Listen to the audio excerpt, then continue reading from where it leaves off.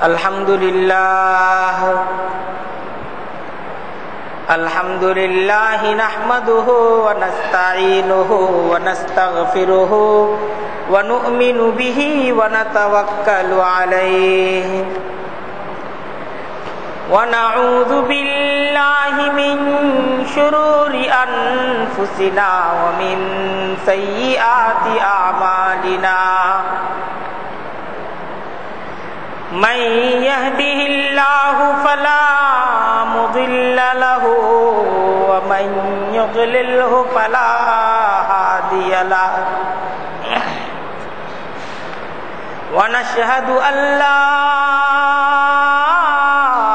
إله إلا الله وحده لا شريك له ونشهد أن سيدنا ومولانا محمدا عبده ورسوله أما بعد فأعوذ بالله من الشيطان الرجيم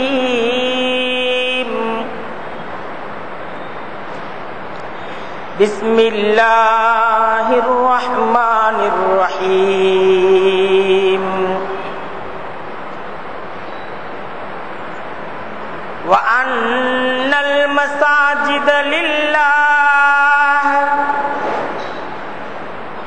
فلا تدعوا مع الله أحدا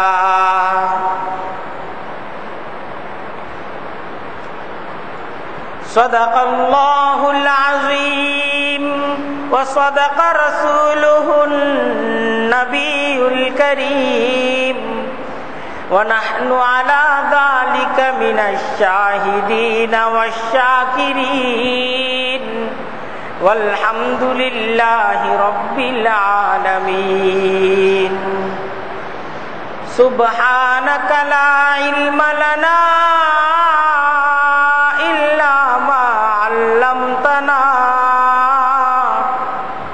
إنك أنت العليم الحكيم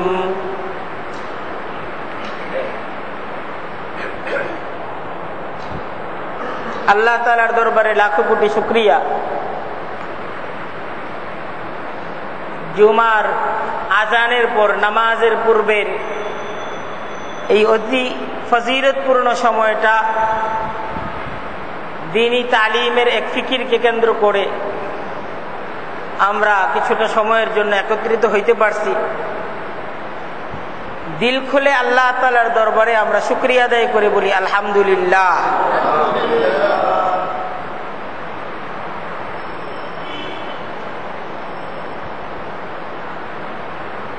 কুরআনে কারীমের সূরা জিনের অতি গুরুত্বপূর্ণ এক আহ্বানমূলক আয়াতকে কেন্দ্র করে আজকে আমাদের আলোচনা শুরু হবে ইনশাআল্লাহ।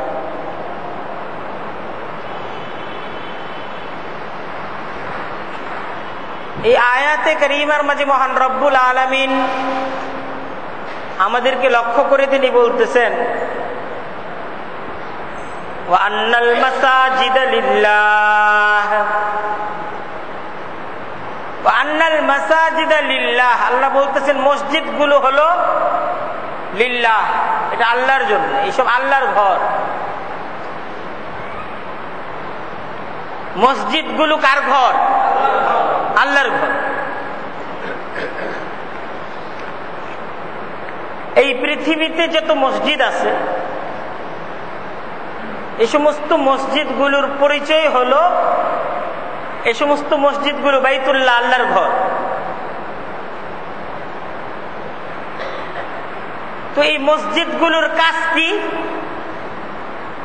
এই মসজিদগুলোর কর্মসূচি কি? পরবর্তী আয়াতে মহান রব্বুল আলামিন তিনি বলতেছেন ফালা তাদউ মা'আল্লাহি আহাদা ওয়া আন্নাল মাসাজিদা লিল্লাহ ফালা তাদউ মা'আল্লাহি আহাদা যে মসজিদগুলো হলো আল্লাহর ঘর। ফালা তাদউ মাআল্লাহি আহাদা, সুতরাং তোমরা আল্লাহর সাথে আর কাউকে ডেকো না।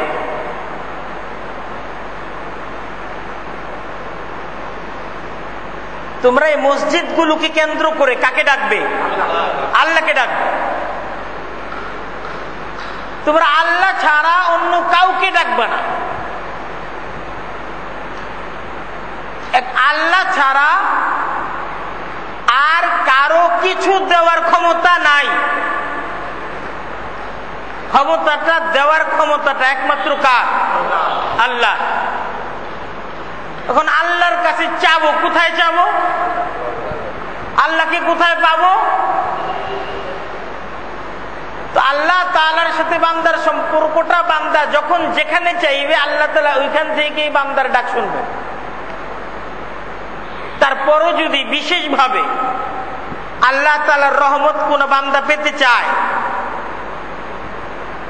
যে আমি আল্লাহ তাআলার কাছ থেকে কোনো কিছু পাওয়ার জন্য বিশেষ একটা ব্রাঞ্চ চাই, যেই ব্রাঞ্চে গেলে আল্লাহ তাআলার সাথে সংযোগটা রক্ষা হবে, আমি খুব অল্প সময়ের মাঝে আল্লাহ তাআলার কাছ থেকে কোনো কিছু পেয়ে যেতে পারবো, তো মসজিদগুলো হলো আল্লাহ তাআলার রহমত বিতরণের ব্রাঞ্চ।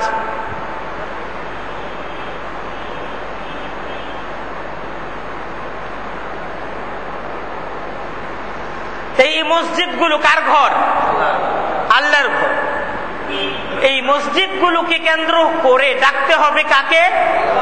মানতে হবে কাকে? আল্লাহকে মানতে হবে।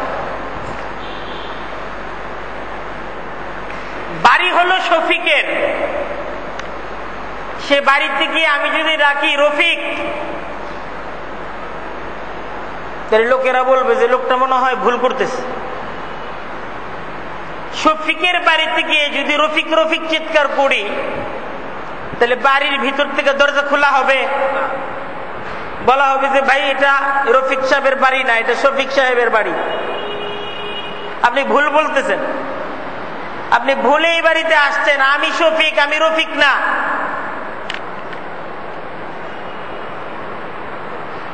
আপনি যদি রফিক ভাইকে চান তাহলে এই বাড়িতে নক করেন, এই জায়গায় শফিক ভাইকে পাওয়া যাবে না। আল্লাহ তাআলা আমাদেরকে বলতেছেন যে ঘরটা তো আমার, এই ঘরটা কার? আল্লাহ বলতেছেন এটা তো আমার ঘর। তাই এই ঘরে যখন আসবে, এই ঘরকে কেন্দ্র করে যখন তোমরা ডাকবে, আমাকেই ডাকবে, নক করতেছে না যে আমাকে ডাকো, এই ঘর তো আমার। আমার ঘরে তো অন্য কাউকে ডাকলে দুয়ার খোলা হবে না, রহমতের দুয়ার খুলবে না, এটাকে আমি সহ্য করব না। একটা মসজিদকে কেন্দ্র করে আমাদের কর্মসূচি কি হবে, আমাদের কার্যক্রম কি হবে, কুরআনে কারীমের এই আয়াতে সে জিম্মাদারির আলোচনা করে দেওয়া হয়েছে যে মসজিদকে কেন্দ্র করে মসজিদবাসীর জিম্মাদারি নিজ এলাকায় যেন গায়রুল্লাহর আহ্বান না থাকে, এই মসজিদকে কেন্দ্র করে যেন এই এলাকায় আল্লাহকে ডাকা হয়, সেই পরিবেশ তৈরি করা, সেই মেহনত, সেই প্রচেষ্টায় আত্মনিয়োগ করা।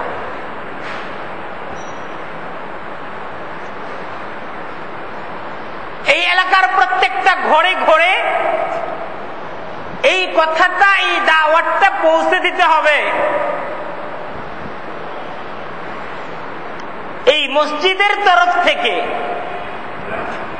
যে এই ঘর আল্লাহর ঘর, এই ঘরকে কেন্দ্র করে আমরা যারা আছি আমরা আল্লাহকে ডাক, আমাদের বিশ্বাস আল্লাহর প্রতি, এই তৌহিদের আহ্বান, এই তৌহিদের দাওয়াতটা, এটার প্রচার প্রসার এবং এই তৌহিদ ভিত্তিক শিরিক মুক্ত, কুফর মুক্ত একটা ঈমানী সমাজ তৈরি করা, এটা আমার, আপনার, আমাদের জিম্মাদারি।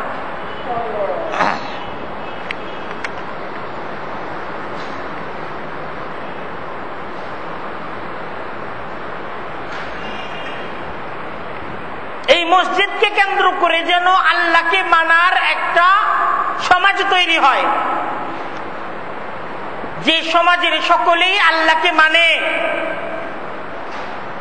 সমাজের যুবকরা আল্লাহকে মানে, বৃদ্ধরা আল্লাহকে মানে, নারী পুরুষ সবাই আল্লাহকে মানে। এমন একটা সমাজ আমাদেরকে তৈরি করতে হবে।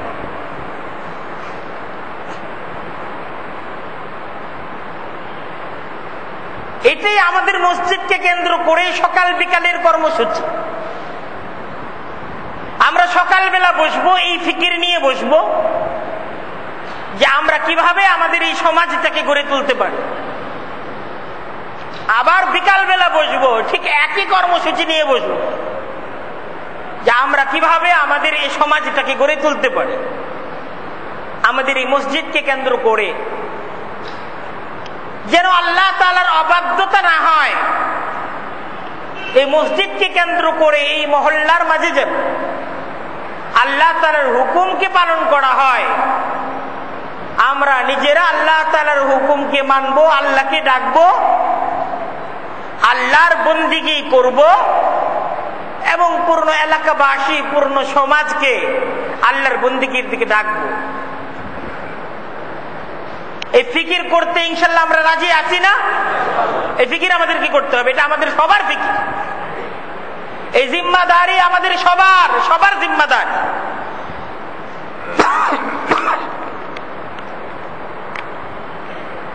এই মসজিদকে সময় দিতে হবে।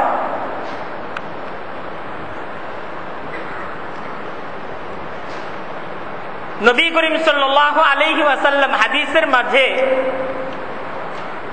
ঈমানদারদের কিছু গুণাবলী, আলামতের আলোচনা করছেন। তো ঈমানদারদের এটা একটা আলামত আল্লাহর রাসূল নিজ পবিত্র জবান দ্বারা আলোচনা করছেন যে ঈমানদারদের দিলের সম্পর্কটা সবসময় মসজিদের সাথে বাঁধা থাকে। মসজিদকে কেন্দ্র করে একটা বিশেষ ফিকির, এই ফিকিরে তারা আবদ্ধ থাকে। এই ফিকিরের সাথে তাদের সকাল বিকাল, তাদের মাসিক সাপ্তাহিক সমস্ত কর্মসূচি মসজিদকে কেন্দ্র করা হয়, মসজিদকে আবাদ করাকে কেন্দ্র করে হয়।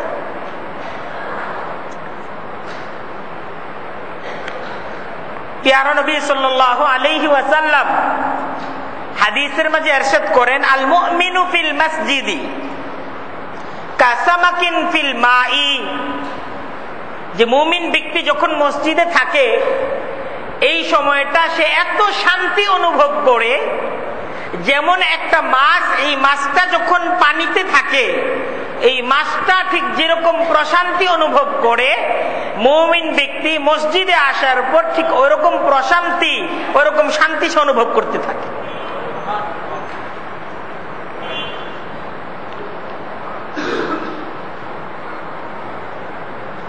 আর হাদিসের মাঝে প্যারা নবী সাল্লাল্লাহু আলাইহি ওয়াসাল্লাম এটাও ইরশাদ করেন যে যার মাঝে ঈমান নাই, যার মাঝে ঈমান তাজা হয় নাই, ঈমানের দাবিতে যে সত্যবাদী না বরং মিথ্যাবাদী মুনাফিক, মসজিদের মাঝে একজন মুনাফিক যখন সামাজিক কারণে, পারিবারিক কারণে অবস্থান করে, সামাজিকতা রক্ষার দায়ে মসজিদে আসে, কিন্তু আসলে মসজিদের সাথে তার দিলের সম্পর্ক নাই, তার মহাব্বতের সম্পর্ক গড়ে ওঠে নাই। এই ব্যক্তি যে মসজিদে আসে, কিছুটা সময় সে যে মসজিদে থাকে, এটা হলো একটা পাখি খাঁচার মাঝে থাকলে ঠিক যেরকম সে ছটফট করতে থাকে, মুনাফিক ব্যক্তি যতটুকু সময় মসজিদে থাকে তার অবস্থাটা ঠিক এরকম খাঁচার পাখির মতো হয়।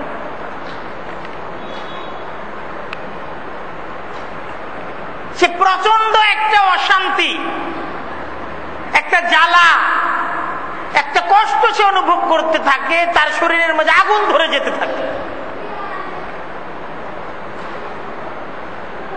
এই মসজিদে মুমিনের শান্তি আর মুনাফিকের অশান্তি, এই কথাগুলো হাদিসের কথা। প্যারা নবী সাল্লাল্লাহু আলাইহি ওয়াসাল্লাম হাদিসের মাধ্যমে আমাদেরকে এই কথাগুলো এজন্য জানাইছেন, এজন্য আমাদেরকে এটা জানাইছেন যেন আমরা মুমিনের গুণ অর্জন করি, মুনাফিকের গুণগুলো যেন আমাদের থেকে ঝরে যায়। আমাদের মাঝে মুনাফিকের যে গুণগুলো আছে এর অর্থ এই না বইলা দেওয়া তুমি মুনাফিক হয়ে গেছো, যেহেতু তোমার মসজিদে থাকতে ইচ্ছা হইতেছে না, 5টা মিনিট সময় বেশি থাকলে তোমার যেহেতু জ্বালা ধরে তুমি মুনাফিক হয়ে গেছো। এই জন্য কিন্তু আল্লাহর রাসূল হাদিস বর্ণনা করতেছেন, বরং এই জন্য বর্ণনা করতেছেন যে তোমার এরকম অবস্থা হয়ে গেলে চিকিৎসা করে তোমার মাঝে যে নেফাকের বীজ, যে নেফাকের ভাইরাস তোমার দিলের মাঝে, যে মুনাফিকের ভাইরাস তোমার দিলকে আক্রান্ত করেছে, যে ভাইরাস যদি তোমার দিলের মাঝে থাকে, এই ভাইরাস নিয়ে, এই নেফাকি নিয়ে তুমি কিন্তু খোদার জান্নাত পর্যন্ত পৌঁছতে পারবা। এই চিকিৎসা করি মুমিনের গুণ অর্জন করে নাও। মুমিনের গুণ হলো যে মসজিদে মুমিন যতটুকু সময় থাকবে তার মাঝে স্বস্তি থাকবে, শান্তি থাকবে, প্রশান্তি থাকবে, তার মন প্রাণ দিল সমস্ত কিছু শান্তি অনুভব করবে। মসজিদ থেকে বের হয়ে গেলে তার মাঝে একটা ছটফট ভাব, একটা আনচান ভাব, একটা অস্থির ভাব, একটা অস্বস্তির ভাব তার মাঝে ফুটে উঠবে। আর মুনাফিক মসজিদের মাঝে সে অস্থির, মসজিদের মাঝে মুনাফিক ছটফট করছে, মসজিদের মাঝে মুনাফিক খাঁচার মাঝে পাখির যে অবস্থা, ঠিক এরকম একটা ছটফট এবং একটা কাতরতা নিয়ে সে মসজিদের মাঝে অবস্থান করতে থাকে। মসজিদ থেকে বের হয়ে গেলাম তো এখন আর আমার কোনো পেরেশানি নাই, কোনো তাড়াহুড়া নাই, কোনো জরুরিয়াত নাই, যতটুকু সময় মসজিদ বের হওয়া পর্যন্ত আমার মাঝে পেরেশানি। প্যারা নবী সাল্লাল্লাহু আলাইহি ওয়াসাল্লাম অন্য আরেক হাদিসের মাঝে ইরশাদ করেন, খুব বুঝার, খেয়াল করে হাদিসগুলো শুনি। এই হাদিসগুলো কার? একদম আল্লাহর রাসূলের জবান থেকে বলা হাদিসগুলো শুনি, একটু খেয়াল করি। যে মসজিদের কোন খড়কুটাকে যখন, মসজিদের কোন লাকড়ি, মসজিদের কোন ইট, মসজিদের কোন খড়কুটা, এটাকে যখন অকেজো ঘোষণা করা হয় আর তাকে যখন মসজিদের বাইরে নিক্ষেপ করা হয় যে এই মসজিদে তুই আর থাকতে পারবি না, এটাকে ময়লা হিসেবে, এই পরিত্যক্ত হিসেবে যখন মসজিদ থেকে একটা খড়কুটাকে, মসজিদের একটা আসবাবকে যখন নাকি বের করে দেওয়া হয়, তখন সে চিৎকার করে করে বলতে থাকে যে আমাকে বাইরে নিক্ষেপ করছে কেন, আমাকে মসজিদের জিকির শোনার, আল্লাহর কথাগুলো শোনার আমাকে আরেকটু সুযোগ দাও। এরকম ভাবে ক্রন্দন করতে থাকে এই সমস্ত আসবাব। এজন্যই বলা হয় যে আসবাব মসজিদের, একবার মসজিদের মাঝে যে আসবাবকে ব্যবহার করা হয়েছে এটাকে এক তো মসজিদ থেকে সরানো উচিত না, আর যদি সরানো হয় এটাকে ওইরকম তাজিমের সাথে, ওইরকম সম্মানের সাথে, ওইরকম মহাব্বতের সাথে এটাকে সরানো। কারণ এটাকে আমি যে মসজিদ থেকে সরাচ্ছি, এই জড় পদার্থ সে আসলে তো কথা বলার অধিকার রাখে না, তার বাক আমাদের কাছে পরিষ্কার না, কিন্তু সে তো আল্লাহ তাআলার মাখলুক। আল্লাহ তাআলা মসজিদের সেবার জন্য তাকে এতদিন কবুল করছেন, এখন সে মসজিদের সেবা থেকে বঞ্চিত হচ্ছে, সে আল্লাহ তাআলার দরবারে ক্রন্দন করতেছে। তাই আমি সেই অবস্থায় মহাব্বতের সাথে তাকে মসজিদ থেকে কোন পবিত্র স্থানে পবিত্র ভাবে মর্যাদার সাথে তাকে রাখার ব্যবস্থা করি।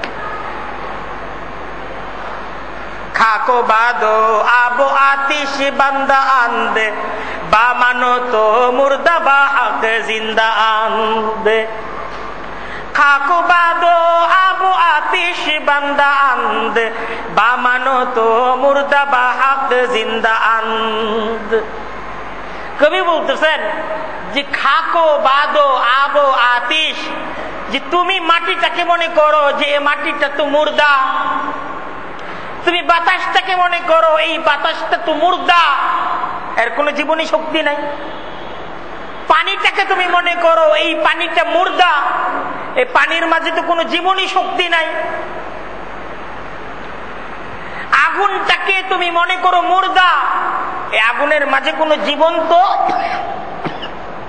কোনো জীবনী শক্তি নাই। তো কবি বলতেছেন এই মাটি মুর্দা, এই পানি মুর্দা, এই বাতাস মুর্দা, এই আগুন মুর্দা, আর এটা তো তোমার আর আমার কাছে মুর্দা, কিন্তু এই সমস্ত কিছুরই আল্লাহ তাআলার কাছে একটা জীবনী শক্তি আছে, জীবনী শক্তি আছে।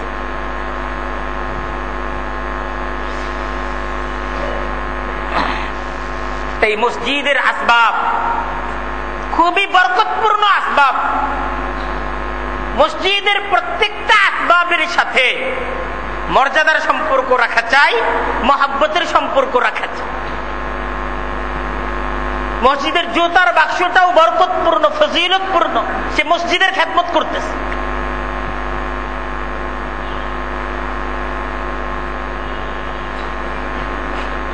মসজিদের পাখাগুলো মসজিদের খেদমত করতেছে।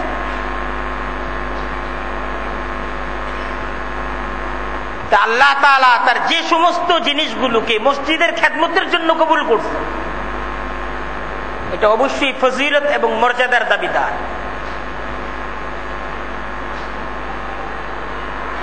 এই হলো প্রত্যেকটা মাখলুক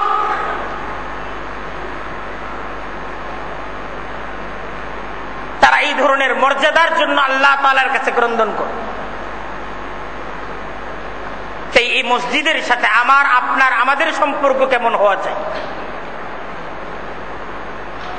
এটা একটু ফিকির করা দরকার যে আমি মসজিদের সাথে আমার সম্পর্কটা কেমন করব, আমার মসজিদের সাথে কেমন সম্পর্ক আছে, আর কেমন সম্পর্ক তৈরি করা চাই। কেমন সম্পর্ক ছিল রাসূলুল্লাহ সাল্লাল্লাহু আলাইহি ওয়াসাল্লামের মসজিদের সাথে, আল্লাহর রাসূলের সাহাবায়ে কেরামদের মসজিদের সাথে কেমন সম্পর্ক ছিল, এটার মুযাকারা হওয়া চাই। আজকে আমরা এই বিষয়টাই মুযাকারা করব যে রাসূলুল্লাহ সাল্লাল্লাহু আলাইহি ওয়াসাল্লামের সাহাবায়ে কেরামের মসজিদের সাথে কেমন সম্পর্ক ছিল, আর আমরা একটু বের করার চেষ্টা করব, একটু যোগ বিয়োগ করব যে মসজিদের সাথে আমাদের সম্পর্ক কেমন, এবং একটা নিয়ত করার চেষ্টা করব যে আমরা মসজিদের সাথে সেই সম্পর্ক তৈরি করব যেমন সম্পর্ক মসজিদের সাথে স্বয়ং রাসূলুল্লাহ সাল্লাল্লাহু আলাইহি ওয়াসাল্লামের ছিল। এমন সম্পর্ক আমরা তৈরি করতে রাজি আছি না? এমন সম্পর্ক তৈরি করব। সাহাবায়ে কেরামের মসজিদের সাথে যেমন সম্পর্ক ছিল আমরা মসজিদের সাথে ঠিক ওই সম্পর্ক তৈরি করার চেষ্টা করব। আমরা যখন মসজিদের সাথে সেই সম্পর্ক তৈরি করব তো এর দ্বারা আসলে আমরা নিজেরা দামি হয়ে যাব, এর দ্বারা আমাদের নিজেদের মান বেড়ে যাবে, আমাদের নিজেদের দাম বেড়ে যাবে। আমরা আল্লাহ তাআলার কাছে মসজিদের একজন ভক্ত হিসেবে, মসজিদের একজন খাদেম হিসেবে, মসজিদ আবাদকারী একজন ব্যক্তি হিসেবে আমরা তালিকাভুক্ত হয়ে যাব।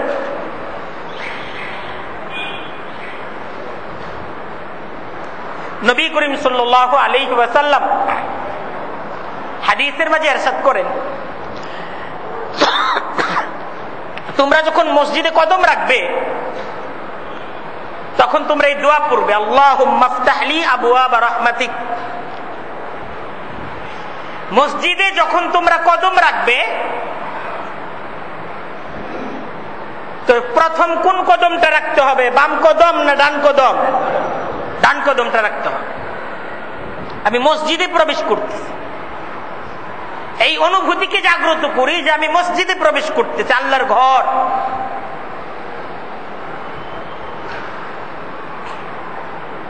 তো মসজিদে যখন প্রবেশ করব দুয়ার মাধ্যমে, জিকিরের মাধ্যমে প্রবেশ করব। আর হাদিসের মাঝে নবী করিম সাল্লাল্লাহু আলাইহি ওয়াসাল্লাম উম্মতকে দোয়া শিখাইয়া দিয়ে গেছে। রাসূলুল্লাহ সাল্লাল্লাহু আলাইহি ওয়াসাল্লাম যখন মসজিদে প্রবেশ করতেন এই দোয়া পড়ে মসজিদে প্রবেশ করতেন। সাহাবা একরাম যখন মসজিদে প্রবেশ করতেন এই দোয়া পড়ে মসজিদে প্রবেশ করতেন। তাই আমি আপনি আমরা যখন মসজিদে প্রবেশ করব এই দোয়া পড়ে মসজিদে প্রবেশ করব। রাজি আছেন না ইনশাআল্লাহ? দোয়াটা কি? আল্লাহুম্মা ফতাহলি আবওয়াব রাহমাতিক, আল্লাহুম্মা ফতাহলি আবওয়াব রাহমাতিক। দেখেন কত দামি দোয়া। এই দোয়ার মাঝে আল্লাহর রাসূল আমাদেরকে দোয়া শিখাইয়া দিতেছেন, আল্লাহর কাছে এইভাবে দোয়া করো। আল্লাহুম্মা শব্দের অর্থ হলো হে আল্লাহ। আল্লাহুম্মা শব্দের অর্থ কি? হে আল্লাহ। ইফতাহলি আমার জন্য তুমি খুলে দাও, উন্মুক্ত করে দাও। ফাতাহা ইফতাহু শব্দের অর্থ খুলে দেওয়া, উন্মুক্ত করে দাও। ইফতাহলি, লি মানে আমার জন্য। ইফতাহলি আমার জন্য তুমি খুলে দাও, উন্মুক্ত করে দাও। আবওয়াব রাহমাতিকা, আবওয়াব শব্দের অর্থ হলো দরজা সমূহ। বাবুন শব্দের অর্থ হলো দরজা, এর বহুবচন হলো আবওয়াব। আবওয়াব হলো সকল দরজা। আবওয়াব রাহমাতিকা অর্থ হলো তোমার রহমতের সকল দরজা তুমি আমার জন্য খুলে দাও, উন্মুক্ত করে দাও। জোরে আমিন বলি। আমরা যখন মসজিদে প্রবেশ করব তো এই মসজিদটা হলো আল্লাহ তাআলার রহমত। এই মসজিদকে কেন্দ্র করে বিতরণ করা হয়। পূর্ণ এলাকায় যে রহমতের সাপ্লাই হয় এটার পাওয়ার হাউস কোথায়? মসজিদ। মসজিদকে কেন্দ্র করে রহমত সাপ্লাই হয়। তাই আমি এই রহমতের যে খাজানা, যেখান থেকে রহমত সাপ্লাই হয়, আমি সেই মসজিদের মাঝে প্রবেশ করতেছি। তো তখন এই দুয়ার মাধ্যমে আমি আপনি প্রবেশ করি যে আল্লাহ তোমার রহমতের সকল দরজা সমূহ তুমি আমার জন্য উন্মুক্ত করে দাও, আমার জন্য খুলে দাও। এই দোয়া করে আমরা মসজিদে প্রবেশ করি। আল্লাহুম্মা ফতাহলি আবওয়াব রাহমাতিক, দোয়াটা মুখস্থ আছে না ইনশাআল্লাহ? তারপর আমরা পড়ি আল্লাহুম্মা ইফতাহলি আবওয়াব রাহমাতিক, আল্লাহুম্মা ফতাহলি আবওয়াব রাহমাতিক। দোয়া যখন পড়ব মনে মনে অর্থটাও খেয়াল করব যে আল্লাহুম্মা ফতাহলি অর্থ হে আল্লাহ তুমি আমাদের জন্য খুলে দাও, উন্মুক্ত করে দাও আবওয়াব রাহমাতিকা, তোমার রহমতের সকল দরজা। এটা হলো দরজা। হাদিসের মাঝে নবী করিম সাল্লাল্লাহু আলাইহি ওয়াসাল্লাম ইরশাদ করেন, তোমরা যখন মসজিদ থেকে বের হবে তখন তোমরা এই দোয়া পড়বে। কি দোয়া পড়বে? আল্লাহুম্মা ইন্নী আসআলুকা মিন ফাদলিক, আল্লাহুম্মা ইন্নী আসআলুকা মিন ফাদলিক। এই দোয়া পড়ে মসজিদ থেকে বের হবে। আল্লাহুম্মা অর্থ কি? হে আল্লাহ। আল্লাহুম্মা অর্থ কি? হে আল্লাহ। ইন্নী আসআলুকা আমি তোমার কাছে চাইতেছি। আসআলু অর্থ হলো আমি চাইতেছি, কা মানে তোমার কাছে। ইন্নী আমি তোমার কাছে চাইতেছি, মিন ফাদলিকা তোমার অনুগ্রহ চাইতেছি। এই যে মসজিদ থেকে বের হচ্ছি, আমার জীবিকার প্রয়োজন, আমার পারিবারিক বিভিন্ন প্রয়োজন, আমার প্রাতিষ্ঠানিক বিভিন্ন প্রয়োজন, আমার শিক্ষাগত বিভিন্ন প্রয়োজন, আল্লাহ এই প্রয়োজনগুলোকে কেন্দ্র করে আমি বের হচ্ছি। তুমি তোমার অনুগ্রহ, সেই অনুগ্রহের আমি একজন ভিখারি, তুমি তোমার অনুগ্রহের মাধ্যমে আমাকে সহযোগিতা করো। কত সুন্দর দোয়া! এই দোয়া কে শিখাইছেন? স্বয়ং নবী করিম সাল্লাল্লাহু আলাইহি ওয়াসাল্লাম শিখাইছেন। নিজে এই দোয়া পড়ছেন। আল্লাহর রাসূল আল্লাহর কাছে যে দোয়া করছেন আল্লাহ তাআলা সে দোয়া কবুল করছেন না? ঠিক একই শব্দে, একই বাক্যে, একই উচ্চারণ সেই শব্দ যখন আমি আপনি পড়ব তো আল্লাহর রসুলের শব্দের সাথে আমার আপনার শব্দ মিলে যাবে। এই সমস্ত দোয়াগুলো আমাদের জন্য অনেক বরকতের দোয়া, অনেক ফজিলতের দোয়া। এই দোয়াগুলো সারণ চাই না। মসজিদ থেকে যখনই বের হব এই দোয়া না পড়ে বের হব না, আর মসজিদে যখনই প্রবেশ করব এই দোয়া ছাড়া বের হব না। এটা আমার জন্য একটা কত বড় সুযোগ মনে করব যে এই দোয়াটা পরে আল্লাহর রসুল মসজিদে প্রবেশ করতেন, এই দোয়া পরে আল্লাহর রসুল তিনি মসজিদ থেকে বের হতেন। এই দোয়াগুলো আমি বাদ দিব না। রাজি আছি না ইনশাল্লাহ? এই দোয়াগুলোর খুব ইহতেমাম করি, এই দোয়াগুলোর খুব ইহতেমাম করি, আর খুব মন থেকে দিলের সমস্ত রুঝান আল্লাহ তাআলার কাছে পেশ করে দোয়াগুলো করার চেষ্টা করি। নবী করিম সাল্লাল্লাহু আলাইহি ওয়াসাল্লাম হাদিসের মাঝে ইরশাদ করেন, যে মহল্লার লোক তাদের মসজিদকে আবাদ রাখে, যেই মহল্লার লোক তাদের মসজিদকে আবাদ রাখে, তাহলে মসজিদকে আবাদ রাখার দায়িত্ব কার? মহল্লার লোকদের। মসজিদকে আবাদ রাখার দায়িত্বটা কার? মহল্লার লোকদের। মহল্লার লোক বলতে যারা আমরা এই মহল্লায় বসবাস করি, আমাদের সবার দায়িত্ব মসজিদকে আবাদ রাখা। এইটা মনে না করি যে আমি তো এই এলাকায় ভাড়াটিয়া, আমি এই এলাকায় দোকানে চাকরি করি। না, আমি যেহেতু এই এলাকায় বসবাস করি, এখন আমি যেহেতু একদিনের জন্য এই এলাকায় আছি, সুতরাং এখন আমার জিম্মাদারি এইটা আমার এই মুহূর্তে মহল্লার মসজিদ, এই মসজিদকে আবাদ রাখা, এই মসজিদের কাজের সাথে নিজেকে সম্পৃক্ত রাখা, এটা কিন্তু আমার আপনার জিম্মাদারি। এইটা মনে না করি যে আমি আমার এলাকায় যখন যাব, আমার দেশে যখন যাব, দেশের এলাকার কাজের সাথে ওই এলাকার মসজিদের আমি ফিকির করব, এইটা মনে না করি। বরং আমি এখন যেহেতু এই এলাকায় আছি, এই এলাকার এই মসজিদকে কেন্দ্র করে আমার উপর জিম্মাদারি যে এই মসজিদকে আবাদ রাখা, এই মসজিদকে কেন্দ্র করে এই মসজিদের কাজের সাথে সম্পৃক্ত হওয়া, এইটার সাথে নিজেকে আমি মিলায় ফেলি। তো এই মসজিদকে আবাদ রাখার ফজিলত কি? কে বলতেছেন? ফজিলতটা কে বলতেছেন? আমি বলতেছি? ফজিলতটা স্বয়ং রাসূলুল্লাহ সাল্লাল্লাহু আলাইহি ওয়াসাল্লাম তিনি ইরশাদ করে গেছেন হাদিসের কিতাবের মাঝে, এটা লিপিবদ্ধ আছে যে যে মহল্লার লোক তাদের মসজিদকে আবাদ রাখে, আল্লাহর রাসূল তার পবিত্র জবান দ্বারা সুসংবাদ দিচ্ছেন, আল্লাহ স্বীয় রহমত দ্বারা সেই এলাকাকে আল্লাহ তাআলা আবাদ রাখেন। তাই আমরা যদি আমাদের এলাকার মাঝে রহমত চাই, আমরা যদি চাই যে আমাদের এই পূর্ণ এলাকার উপর আল্লাহ তাআলার রহমত আসুক, আমরা এটা চাই না? আমাদের এই পূর্ণ এলাকার উপর আল্লাহ তাআলার রহমতের বৃষ্টি হোক, চাই না? সবাই চাই। হ্যাঁ, তো এই চাওয়াটা আমাদের সবার মাঝে আছে। কারণ হাদিসের মাঝে আল্লাহর রাসূল বলতেছেন, যদি এটা চাও তাহলে এটা করো, এইটা যদি করো তাহলে এটা পাবে। তা আমরা সবাই চাই যে আমাদের এই এলাকার উপর আল্লাহ তাআলার রহমত এটা বর্ষিত হোক, এটা সবাই চাই। আমরা কি চাই এই এলাকার উপর আল্লাহ তাআলার গজব আসুক? এটা চাই? এটা কিন্তু আমরা কেউ চাই না। কারণ এই এলাকায় যদি আল্লাহ তাআলার গজব আসে, গজব কিন্তু এটা দেখবে না যে সেই এলাকার স্থানীয় বাড়িওয়ালা কিনা। আল্লাহ তাআলার গজব যদি আসে এই এলাকায়, তাহলে গজবকে এটা দেখবে যে সে কি এই এলাকার বাড়িওয়ালা কিনা, এটা দেখবে। ভাড়াটিয়ারাও গজবের মধ্যে পড়বে কি পড়বে না? আমার কথা বুঝতেছেন না? পড়বে। ভাড়াটিয়ারাও কিন্তু গজবের মধ্যে পড়ে যাবে, এটা বুঝার চেষ্টা করি। এই চিন্তা না করি যে আমি এই এলাকার বাড়িওয়ালা না, আমি এলাকার ভাড়াটিয়া, আমি 2 দিনের জন্য এই এলাকায় আসছি, 3 দিন পরে এই এলাকা থেকে চলে যাব, এই চিন্তা না করি। যেহেতু 2 দিনের জন্য এই এলাকায় আসছি, 2 বছর আমি এলাকায় থাকতেছি, এই এলাকাকে কেন্দ্র করে আমার একটা জিম্মাদারি আছে, দিনই জিম্মাদারি।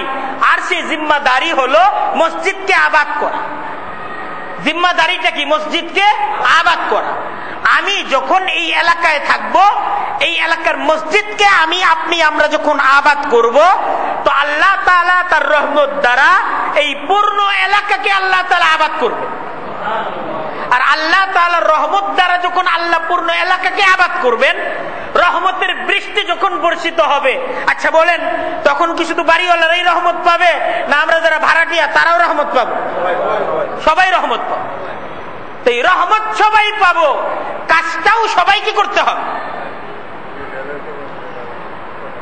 কাজটাও আমার, আপনার, আমাদের সবাইকে করতে হবে, কারণ আমরা সবাই রহমত চাই। আমি, আপনি, আমরা সবাই কি চাই? রহমত চাই না? আমরা সবাই রহমত চাই। এই মসজিদটা নবী করিম সাল্লাল্লাহু আলাইহি ওয়াসাল্লাম এই হাদিসের মাধ্যমে আমাদের কাছে ব্যাপারটাকে সুস্পষ্ট করে দিয়েছেন। এরপরে আর কোনো অস্পষ্টতা নাই, আর কোনো অস্পষ্টতা নাই। আল্লাহ রাসূল বলতেছেন মসজিদ হলো আমার কাছ থেকে রহমত পাওয়ার সংযোগ স্থলটা হলো মসজিদ। রহমত যদি চাও মসজিদে যাও, রহমত যদি চাও কোথায় যাও? মসজিদে যাও। কে বলতেছেন? যিনি রহমতের মালিক। রহমতের মালিক কে? শান্তি দেওয়ার মালিক কে? পেরেশানি থেকে মুক্তি করার মালিক কে? সন্তান দেওয়ার মালিক কে? উন্নতি দেওয়ার মালিক কে? সমৃদ্ধি অগ্রগতি দেওয়ার মালিক কে? আল্লাহ। আমরা যে যা চাই, আমাদের যার যত প্রয়োজন, সেই প্রয়োজনটা যদি দুনিয়ার প্রয়োজন হয়, দুনিয়ার প্রয়োজন। দুনিয়ার প্রয়োজন কি? আল্লাহ তাআলার রহমত ছাড়া অন্য কোন জায়গা থেকে মিটবে?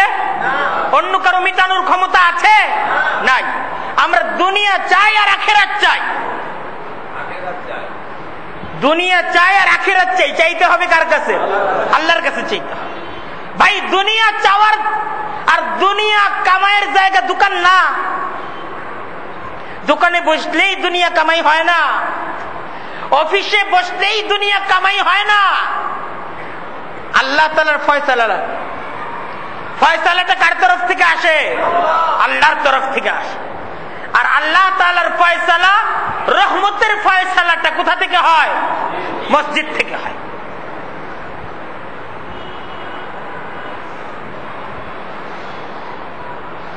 সেই বাড়ি হওয়াই কিন্তু রহমত না, সন্তান জন্ম দেওয়াই রহমত।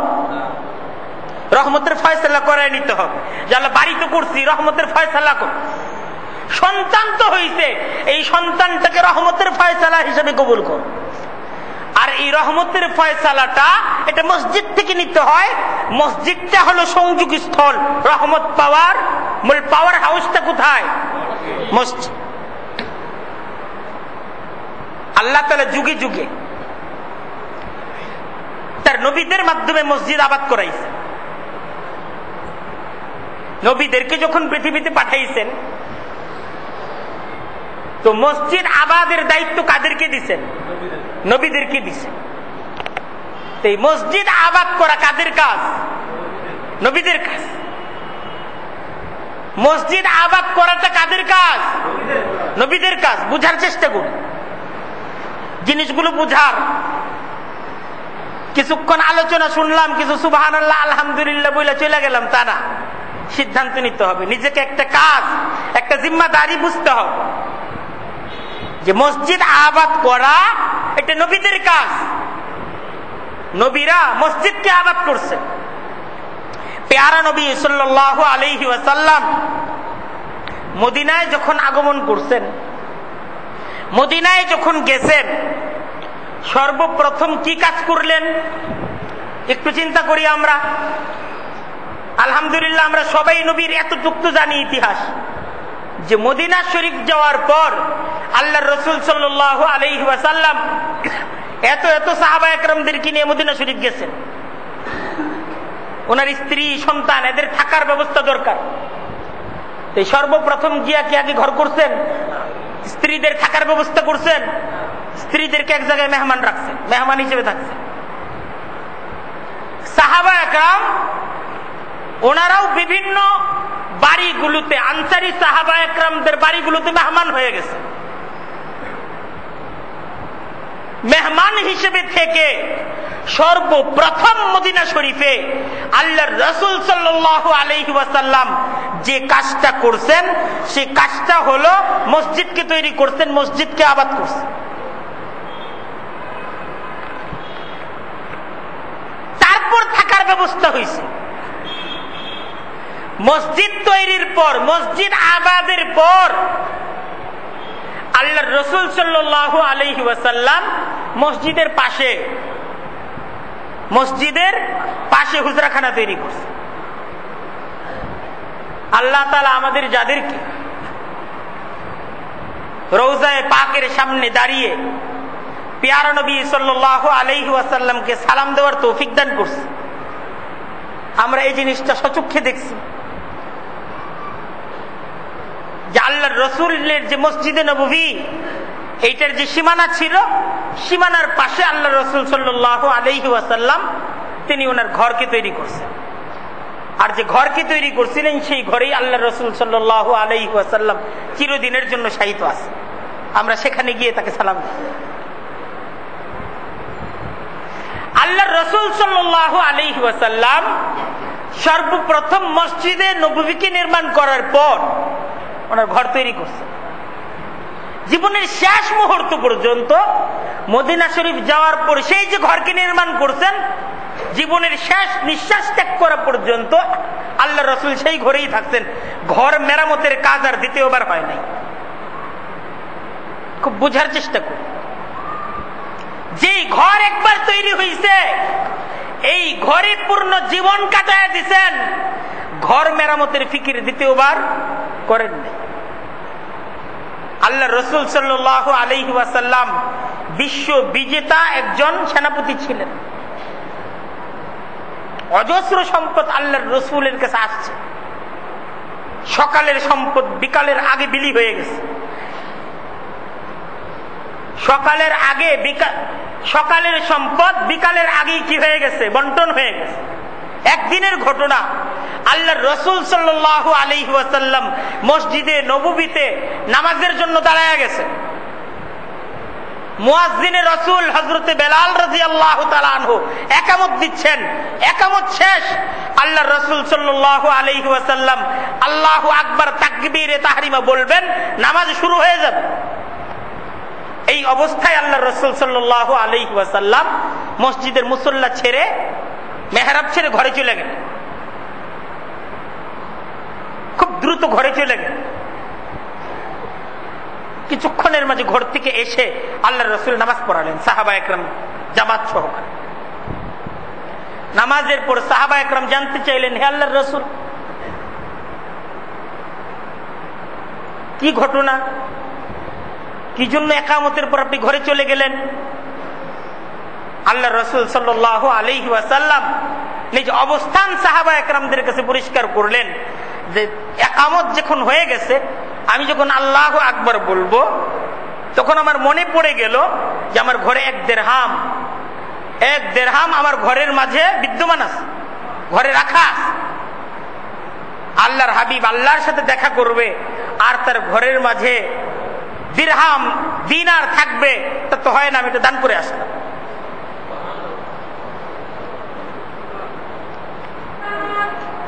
এই 13 বছরের জিন্দেগি, সেই যে ঘর তৈরি করা হয়েছিল থাকার জন্য, সেই ঘরে জীবন কাটায় দিচ্ছেন।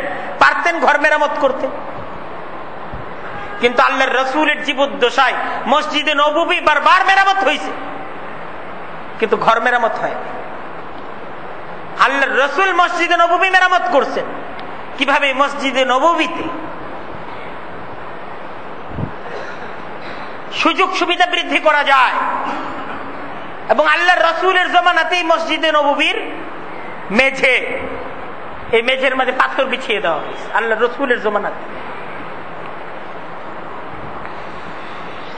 তারপর দেখেন, এই মসজিদে নববীকে কেন্দ্র করেই নবী করিম সাল্লাল্লাহু আলাইহি ওয়াসাল্লামের পুরা জীবনের শেষ মুহূর্ত পর্যন্ত আল্লাহর রাসূলের ঠিকানা, অবস্থান, আলোচনা, শিক্ষার কেন্দ্র ছিল মসজিদে নববী।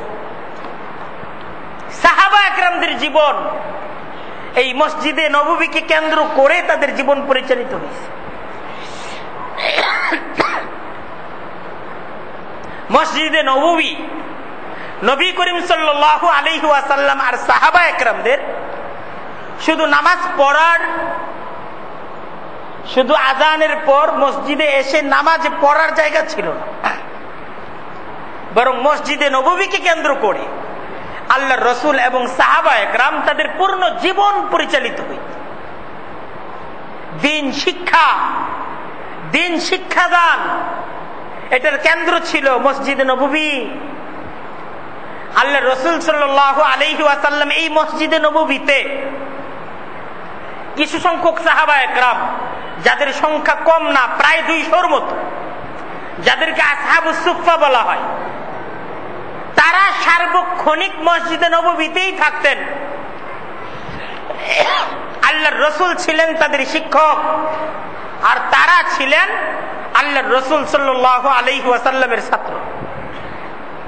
আল্লাহ তাআলা আমাদের যাদেরকে মসজিদে নববী জিয়ারতের তৌফিক দান করছে, আমরা দেখছি যে রাসূলুল্লাহ সাল্লাল্লাহু আলাইহি ওয়াসাল্লামের রওজা শরীফের পিছন দিকে কিছুটা জায়গা আছে একটু উঁচা, যারা আমরা গেছি দেখছি না, কিছুটা জায়গা আছে একটু উঁচা, পাশে হালকা ওই যে অ্যালুমিনিয়ামের পাত দ্বারা ঘেরাও করা।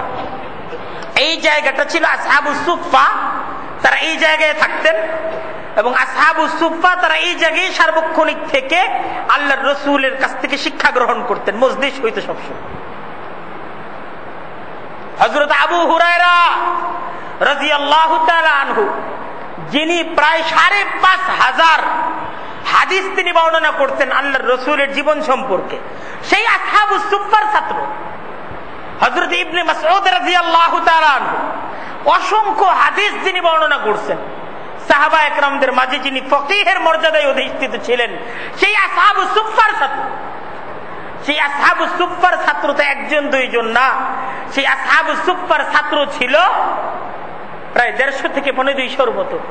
আল্লাহর রাসূল সাল্লাল্লাহু আলাইহি ওয়াসাল্লাম নিজ দায়িত্বে এদের ভরণ পোষণের ব্যবস্থা করতেন। সাহাবা একরাম যারা ব্যবসার সাথে সম্পৃক্ত ছিলেন, যারা অন্যান্য কাজের সাথে সম্পৃক্ত ছিলেন, তারা যখন মসজিদে নববীতে আসতেন, আসহাবুস সুফফার জন্য, মেহমানদারির জন্য তারা কিছু নিয়ে আসতেন। আসহাবুস সুফফা এরা আর কোনো কাজ এদের ছিল না, এদের কাজ একটাই ছিল, দ্বীনি শিক্ষা অর্জন করা। এমনও দিন গেছে আসহাবুস সুফফার ছাত্রদের, যে দিনের পর দিন আসহাবুস সুফফার এই সমস্ত ছাত্ররা, তাদের কাছে খাবার নেই, কিন্তু আল্লাহর রাসূলের সেই সুফফা, আল্লাহর রাসূলের তৈরি সেই মসজিদে নববীর মাদ্রাসা ছেড়ে তারা কেউ কিন্তু চলে যান, জীবিকার অন্বেষণে যান, সেখানেই থাকছে। হযরত আবু হুরায়রা রাদিয়াল্লাহু তাআলা আনহু তিনি হাদিস বর্ণনা করেন, হযরত আবু হুরায়রা যে মসজিদে নববীর যে দুয়ার, সেই দুয়ারের মাঝে ক্ষুধার যন্ত্রণায় আমি আবু হুরায়রা যখন ছটফট করতাম, আমার সেই ক্ষুধার যন্ত্রণার ছটফট দেখে যারা মসজিদে নববীতে আসতো তারা মনে করতো যে একে মনে হয় মৃগী রোগী পাইছে।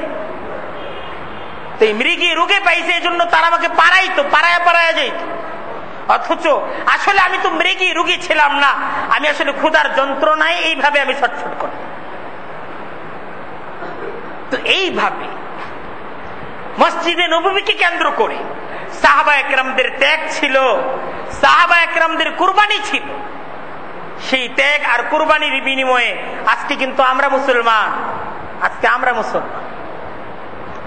সেই মসজিদে নববীকে কেন্দ্র করে সেই ইলমি মজলিস, সেই মসজিদে নববীকে কেন্দ্র করে সেই সমস্ত পরামর্শ বৈঠক, সেই মসজিদে নববীকে কেন্দ্র করে যে সমস্ত অভিযান, যে সমস্ত দাওয়াতি কাফেলাগুলো সেই জায়গা থেকে পরিকল্পনা হয়েছে, সেই জায়গায় আল্লাহর রাসূল সাহাবা একরামদেরকে নিয়ে যখন নকশা তৈরি করতেন, সেই মসজিদে নববীতে বসে আল্লাহর রাসূল সাহাবা একরামদেরকে নিয়ে পূর্ণ পৃথিবীতে দ্বীনি দাওয়াতের নকশা তৈরি করছেন।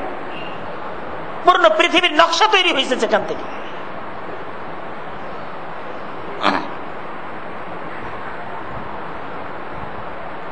বিভিন্ন গোত্রে গোত্রে সাহাবায়ে কেরামদের কাফেলা পাঠানো হয়েছে দাওয়াতের জন্য, অভিযানের জন্য। সেই মসজিদে নববী থেকে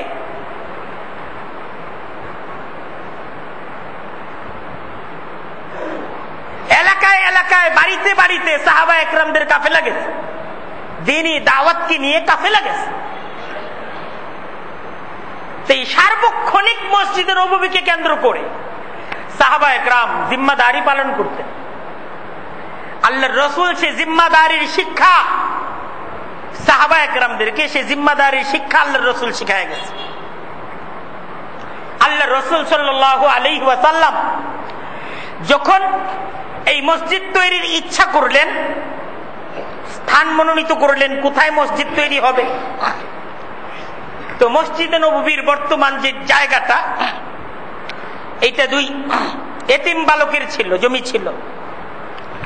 আল্লাহ রাসূল সাল্লাল্লাহু আলাইহি ওয়াসাল্লাম যখন এই জায়গাটাকে নির্বাচন করলেন, হযরত আবু বকর সিদ্দিক রাদিয়াল্লাহু তাআলা আনহু প্রস্তুত ছিলেন যে আল্লাহর রাসূল সাল্লাল্লাহু আলাইহি ওয়াসাল্লাম শুধু জায়গা নির্বাচন করে দিবেন, তারপর কাজ আমাদের। আল্লাহর রাসূল জায়গা নির্বাচন করে দেওয়ার সাথে সাথে হযরত আবু বকর সিদ্দিক পয়সা নিয়ে উপস্থিত, হে আল্লাহর রাসূল, এই জায়গাটা আমি খরিদ করে দিতে চাই, আমি খরিদ করে দিতে চাই। আর যাদের জমি মসজিদের নববীর জায়গাটা যাদের, তাদের আবদার আল্লাহর রাসূলের কাছে আমরা দান করে দিতে চাই। আল্লাহর রাসূল সাল্লাল্লাহু আলাইহি ওয়াসাল্লাম ফয়সালা দিলেন, দান হিসেবে মসজিদে নববীর জমি গ্রহণ করা হবে না, এটাকে ক্রয় করা হবে। হযরত আবু বকর সিদ্দিক তিনি সুযোগ পেয়ে গেলেন।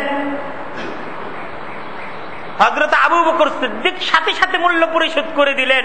প্যারা নবী সাল্লাল্লাহু আলাইহি ওয়াসাল্লাম হযরতে আবু বকরকে সুসংবাদ দিলেন, আবু বকর, এই মসজিদে যতদিন ইবাদত হবে, এই মসজিদে যতদিন নামাজ হবে, কিয়ামত পর্যন্ত আবু বকর তোমার আমল নামায় এই সমস্ত ইবাদত এবং নামাজের সওয়াব লেখা হইতে থাকবে।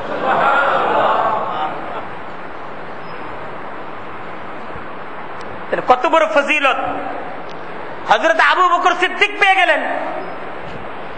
আমার আপনার যখন মসজিদকে কেন্দ্র করে এমন একটা পরিকল্পনা থাকবে, সেই সুযোগটা আমি আপনিও পেয়ে যাব। এরকম সুযোগের সন্ধানে থাকার চেষ্টা করি। এটা কি আমার আপনার জীবনের জন্য অনেক বড় একটা সুযোগ না? একটা মসজিদের জমি কিনে দেয়া, একটা মসজিদে কিছু জমি দান করে দেয়া, একটা মসজিদ নির্মাণে কিছু সহযোগিতা করে দেয়া, খুঁজে বের করা যে মসজিদের কোথায় কি প্রয়োজন আছে, একটু জানার চেষ্টা করা, জেনে সেই প্রয়োজনটাকে পূরণ করে দেয়া, এটার ফজিলত আল্লাহর রাসূল তার জবান দ্বারা আমাদেরকে শোনায় গেছেন। এইটার ফজিলত হলো এই যে যতদিন পর্যন্ত এই মসজিদে ইবাদত হবে, যতদিন পর্যন্ত এই মসজিদে নামাজ হবে, যতদিন পর্যন্ত এই মসজিদে জিকরুল্লাহ হবে, এই মসজিদে যত কোরআনে কারীমের তেলাওয়াত হবে, যত দিন দ্বীনি দাওয়াত, দ্বীনি তাবলীগ, দিন বিজয়ের কর্মসূচি চলবে, এই সমস্ত কিছুর সওয়াব আমি হয়তোবা পৃথিবীতে থাকবো না, আমি আজকের পৃথিবীতে আসি, কালকে থাকবো না, কিন্তু আমার আমল নামায় এর সওয়াব কিন্তু অনবরত যেতেই থাকবে, যেতেই থাকবে, যেতেই থাকবে। এই সুযোগটাকে গ্রহণ করার চেষ্টা করি। শুধু এই সুযোগ না, তার চেয়ে তো ফজিলতপূর্ণ ইবাদতের আলোচনা আসতেছে। আল্লাহর রাসূল সাল্লাল্লাহু আলাইহি ওয়াসাল্লাম যখন মসজিদে নববী সিদ্ধান্ত গ্রহণ করলেন যে এই জায়গায় মসজিদ হবে, আবু বকর জমি কিনে দিলেন, মসজিদের নকশা তৈরি করা হলো। মসজিদ তৈরিতে স্বয়ং রাসূলুল্লাহ সাল্লাল্লাহু আলাইহি ওয়াসাল্লাম নিজে শ্রমিক হিসেবে কাজ করছেন।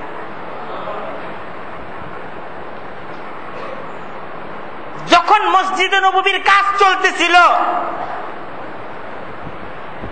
সাহাবা একরাম এই মসজিদ নির্মাণে সাহাবা একরাম শ্রমিক হিসেবে কাজ করতেছিল। হযরত আবু বকর মসজিদ নির্মাণে শ্রমিক হিসেবে কাজ করছেন। হযরত উমরে ফারুক মসজিদ নির্মাণে শ্রমিক হিসেবে কাজ করছেন। আবু বকর ওমর জান্নাতের সমস্ত আপনার মধ্য বয়সী ব্যক্তিদের সর্দার হবে। আবু বকর ওমর মসজিদের সমস্ত মধ্য বয়সী যুবকদের কি হবে? সর্দার হবে, সর্দার।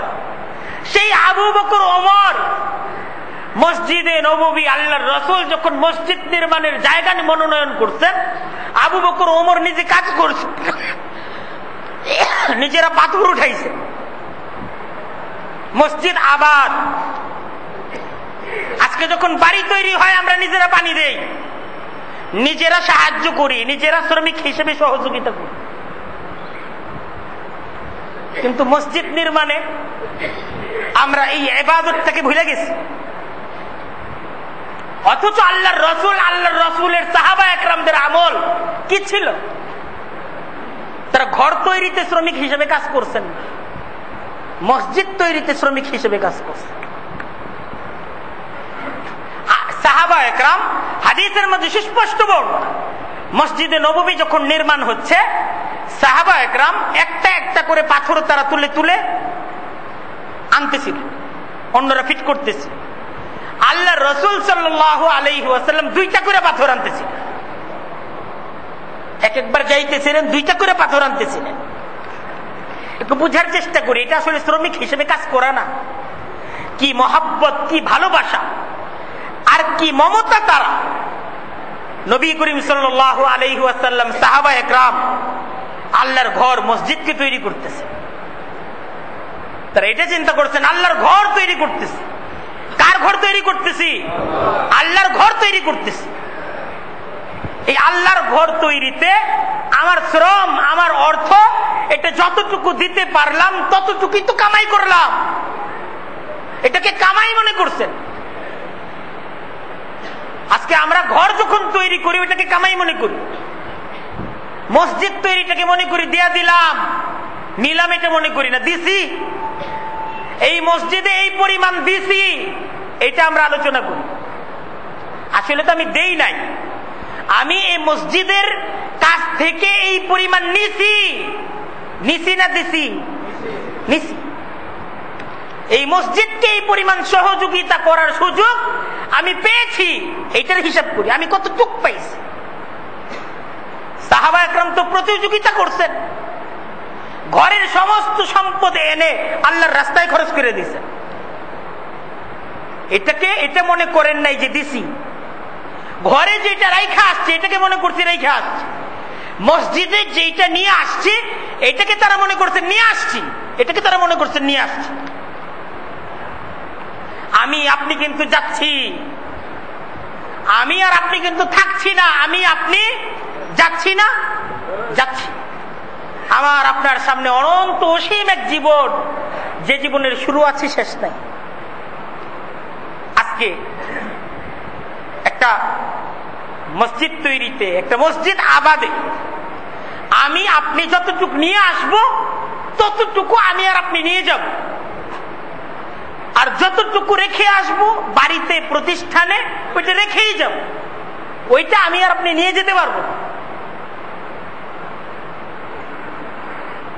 তাই মসজিদকে আবাদ করা, আমরা এই বিষয়ে আরো কিছু আলোচনা করব। মসজিদ আবাদের অর্থ কি?